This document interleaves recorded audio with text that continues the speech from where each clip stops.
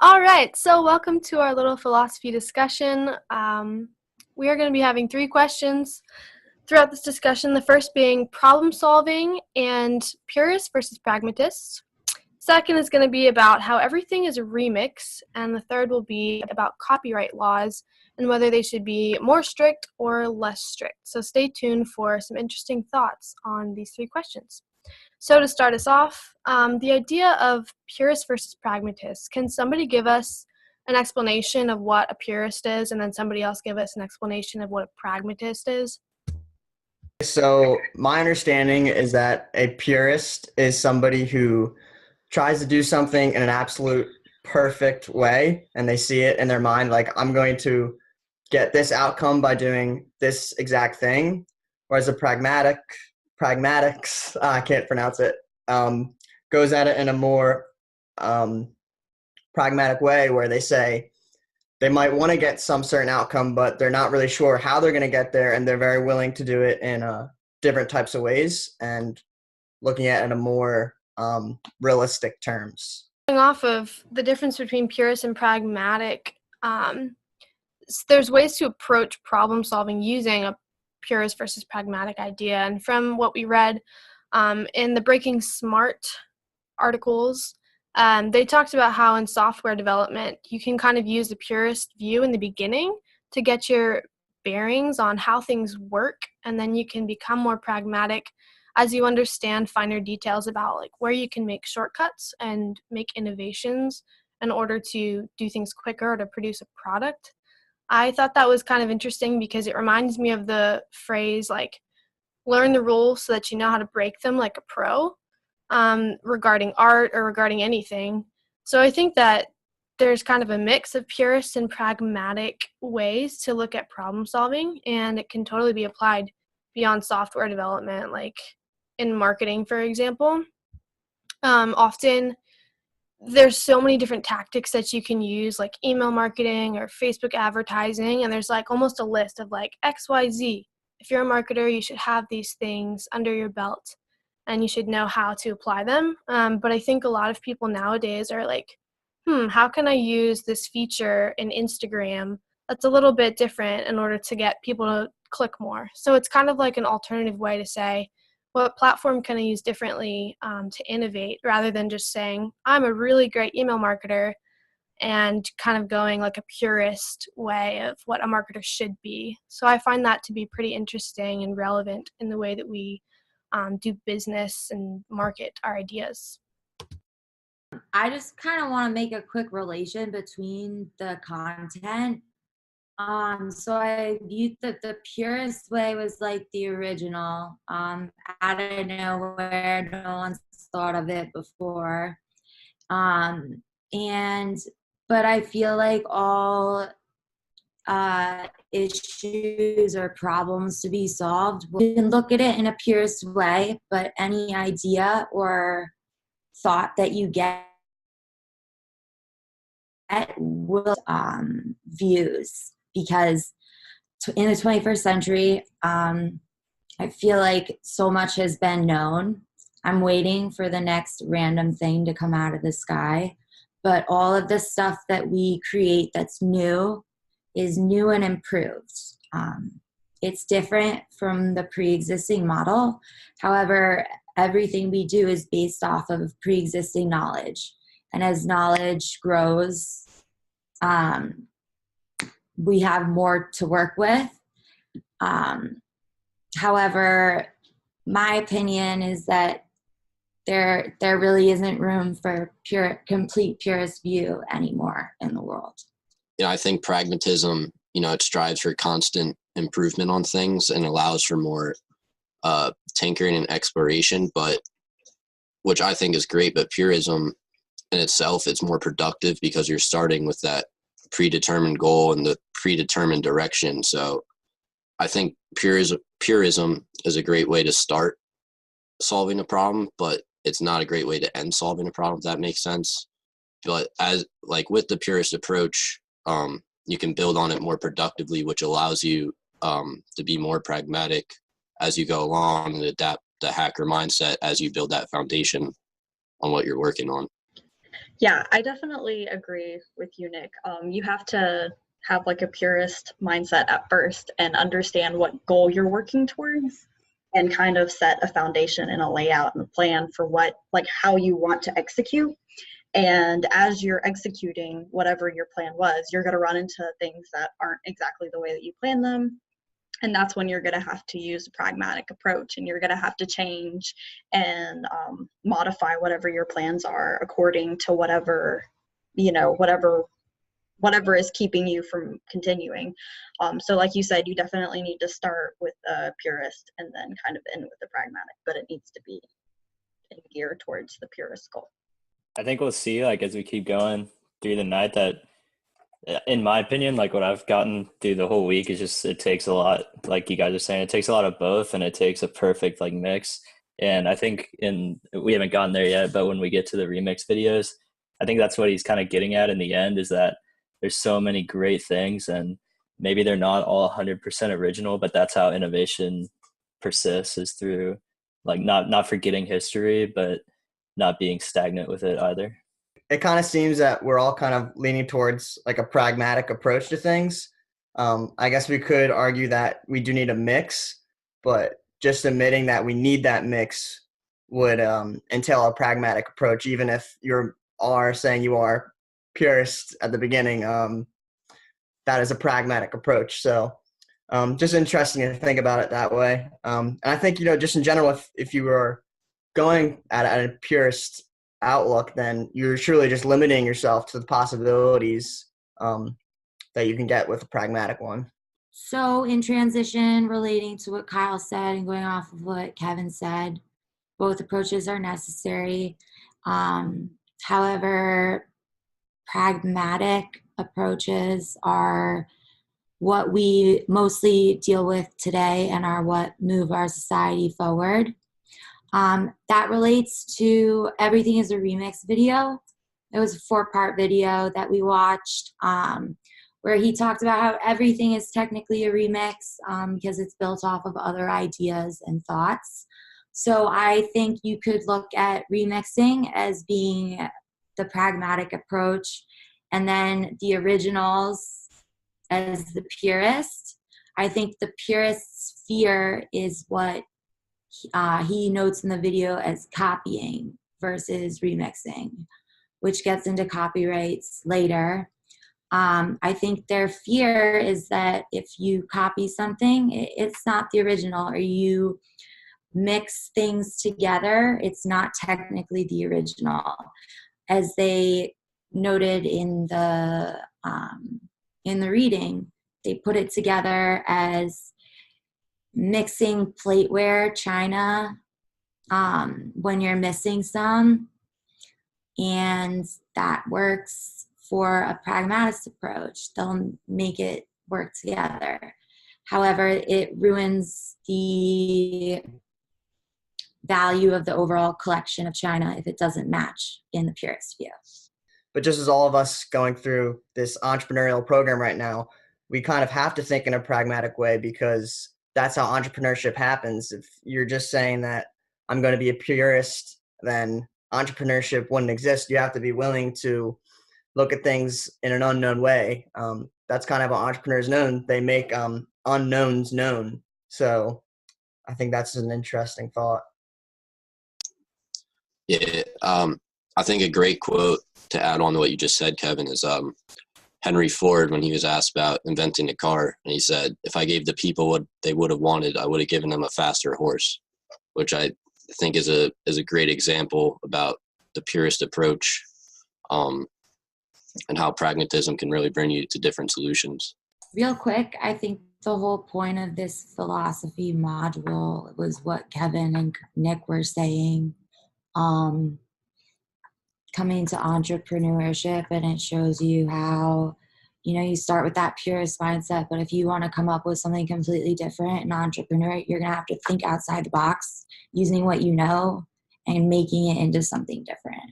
Yeah, like moving into the idea of everything is a remix, I noticed that when you have a lot of things to read about and consume and you're just kind of studying something, that doesn't mean that you've learned or made something new. The challenge is in actually creating and remixing things. So something I'm kind of curious about is how technology is remixing things. Does anyone have any examples, like either in their own lives or something that they read about this week about a specific remix that like changed the way that things were? Everything. I can give an example I think might work that I put in my notes here.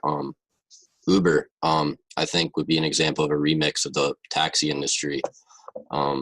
Not only incorporating elements from that, obviously, but the whole ride sharing element, the app and the software tracking, as opposed to standing on the side of the street waving for a taxi. Now you can just pull out your phone, you have the software, and then you get it right to you. And it's usually better quality of a ride too. So I think that's an example of a major remix that we've all witnessed disrupt a pretty established industry that's been around for a while.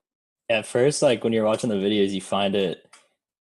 I don't know if y'all felt this way, but it was like, man, nothing's original. Like there's literally nothing original. But I don't think the point is like originality as more just like innovation, because literally nothing is like this cup is a remix of like whatever they used to use, like clay or whatever back in the Stone Age and stuff. Like you just look around, like your keyboard is a remix, your monitors, your TV, your freaking table is a remix. Like everything is just going back to that just pragmatist, like how can we innovate, how can we transform.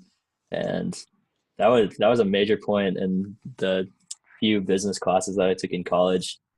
One of the things that they stressed to you is they taught you, like this was a whole test I remember, was just learning every single way to change something. And you had to know there was like transformation, editing, like making stuff bigger as a transformation. Like if you look at Apple, like that was their big thing, right? They had an iPod and then they made it bigger. And then that was like, whoa, like mind blowing innovation.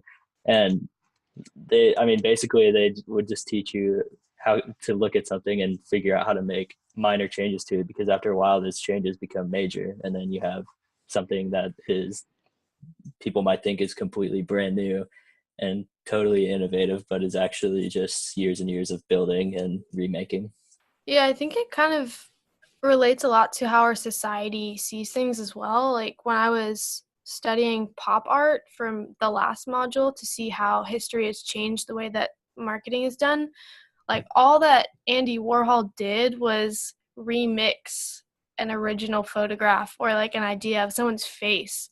And for some reason, like people see that and they're like, oh, it's something familiar.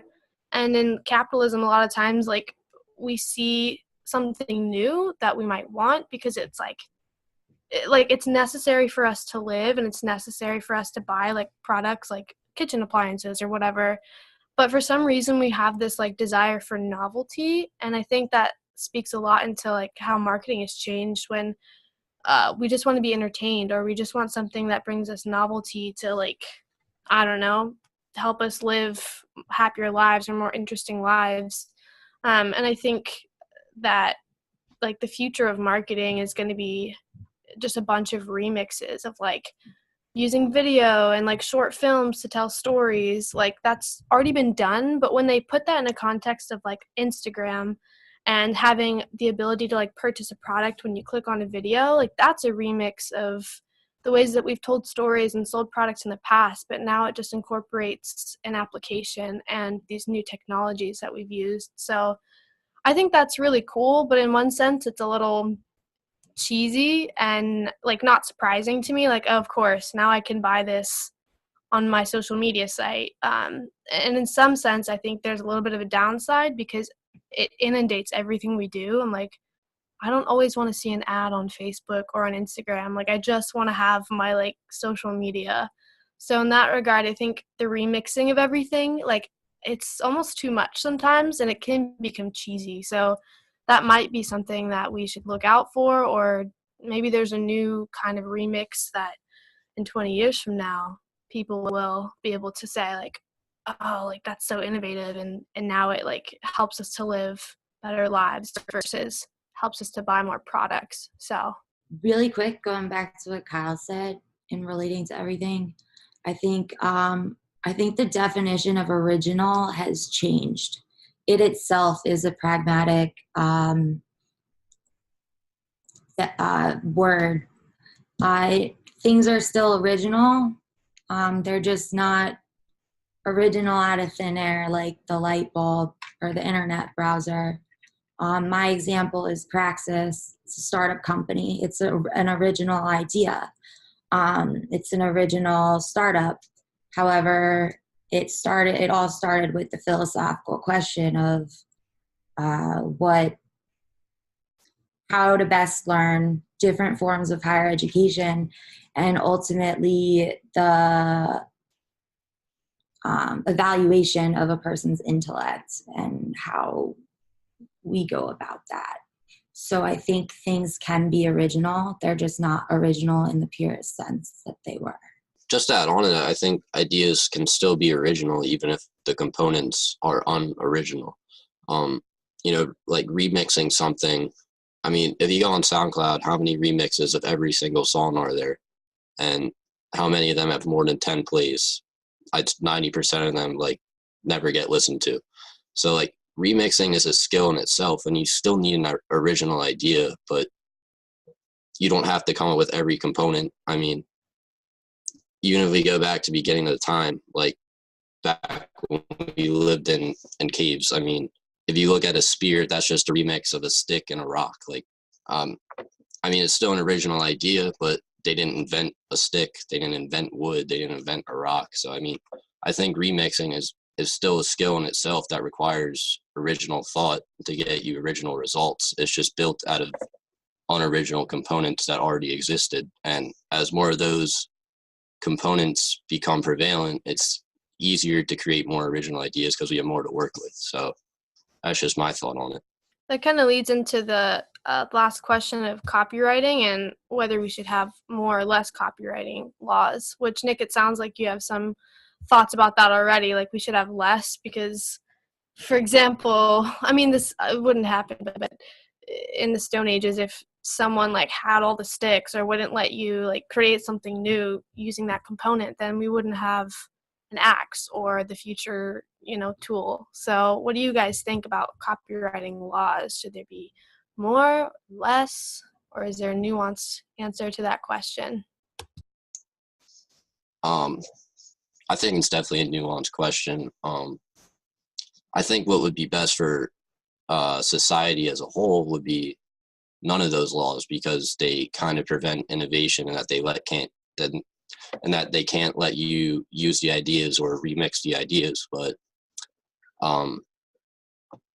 having no patents or no copyrights also creates the problems that patents were intended to solve, where as you come up with an idea, it costs money, it costs time. So the patent was kind of put in place to protect you for a bit, so you can make that back, so someone can't just steal your idea and sell it without having that upfront cost. But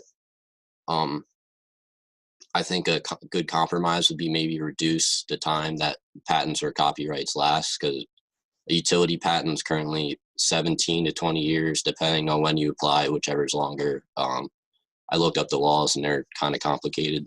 But I think in our economy now, with the internet and technology, I think we innovate a lot faster. So I don't think 20 years is necessary to hold on to an invention.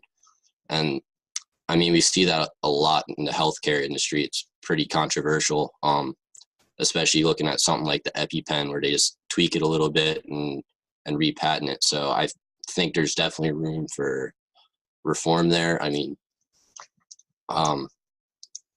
Yeah, that's just how I feel about it. I think there should definitely be less. I think that would be a happy compromise, but as opposed to having none. But I think that would be better for innovation if ideas weren't held on to as long as they are now.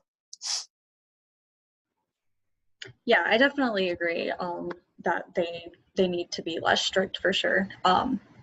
Having patents pretty much puts you in a safe zone, to where you don't really have to worry about anyone tweaking it and improving it and then making more money than you are. So that means that there's not as much competition, which I think you might have mentioned, Nick. And the competition is what drives capitalism. If you're not having someone to compete with, then there's no incentive for you to keep improving. And, you know, we can see this throughout countries. The United States has been like top in innovation for pretty much all of its existence because of capitalism and because of the fact that we're competing with each other to beat the best. And that's how we became the best. So implementing laws like this prevents us from having that incentive to keep being the best. Yeah, I agree as well. I think like I'm okay if like there wants to be patents on things like music or art, like movies, like that side of things. Like I'm okay if there's like problems with copying and stuff like that. But when it comes to healthcare or like security, the safety of people, like we owe it to society to lessen these patents because we're just going to become better because of it. And I know that it might hurt somebody who came up with that idea in the healthcare industry, but just imagine how much further we could be and we could become such a better society if we loosen those rules up. Yeah, it's kind of hard to distinguish, like, you know, whether more or less for me, because Nancy was saying a few points. When I first was hearing Nick talk, to me, it was like, it kind of hurts capitalism a little bit if you take them away and if you give it more, because if you're putting more, you know, copyright and patent time on things, then you're hurting the guy who is using capitalism to like work hard and get there, because now, you know, other people are taking his ideas. But then vice versa, you know, is it just that he's, you know, not working hard enough or not coming up with like new ideas even sooner? But then as like for the topic as a whole, like in my personal opinion, I think 20 years is probably too long, but I also don't think America is going in like a bad direction with copyrights as far as like Article 13 in Europe. I don't know if you guys know anything about that, and like net neutrality and all the stuff that's going on now, to the point where if you're just posting, you know, pictures on your Instagram from, you know, that somebody took and they just happen to stumble upon it, like they can have your account shut down and you wouldn't even know. Like you're not making any money off of it. You're not, you know, you're just using it like for like a meme or something, and it just gets taken down like completely. And then I know the same kind of stuff is happening over there on like YouTube, when big YouTubers are using like 13-second or literally like less than that, like 1 to 2 seconds of somebody's music, or you know, of anything that even remotely resembles somebody else's work, and they're just taking like all the money from it. So that's an example of it going poorly.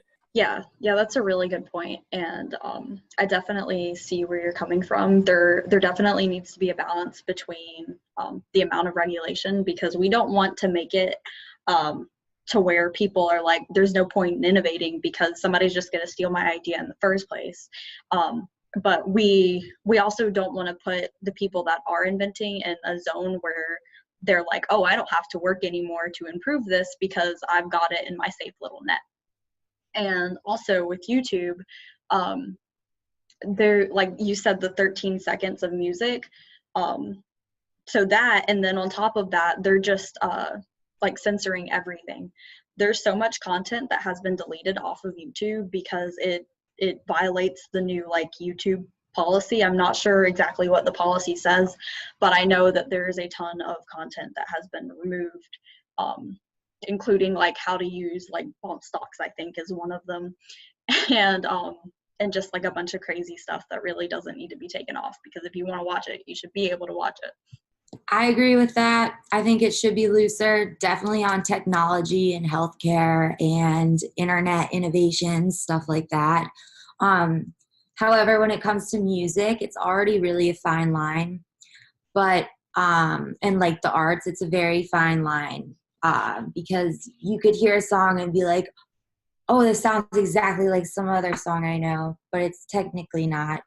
I think the copyright laws should definitely be looser. However, if we're going to make them looser in order to keep up the competition and capitalism, they have to be very defined. so loose laws that are very well defined in order to keep the competition, in order to still give people incentive to keep improving. Yeah, I don't know how exactly they work, but if you have a copyright, and like this is, and I don't know this, maybe one of y'all do.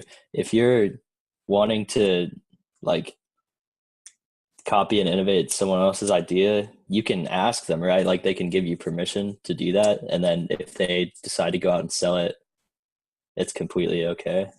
Like that, because then it just royalties or something like that. Then it just comes down to if people want innovation or not, or if they just want to get rich, which is just human flaw. So I don't know. It's tough to say because I feel like it would be a pretty good, like, I feel like what we have going isn't that bad. Like maybe 20 years is too long. Like I can definitely see a time, like duration adjustment, like maybe shortening it to 10 or, whatever they see fit. But as far as the rest of the laws go, like, do y'all think any other part of it besides time is corrupted, or do you think it's just like human error and like flawed human, just terrible people?